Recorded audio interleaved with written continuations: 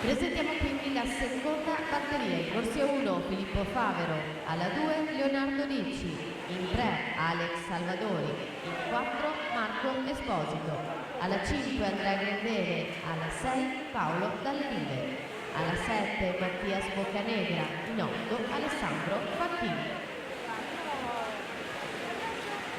Quindi le 8 finaliste: Rombaldoni, De Rosa, Marcotti, Urbanetto, Biasioli, Scolastra, Ciobanu e Matilde Modolo. Ottava 58-86, l'ultimo tempo utile per questa finale. Allora ancora lo ricordo ai tecnici subito, per cortesia le rinunce dovessero esserci anche in queste prove appena completate del 100 stile libero.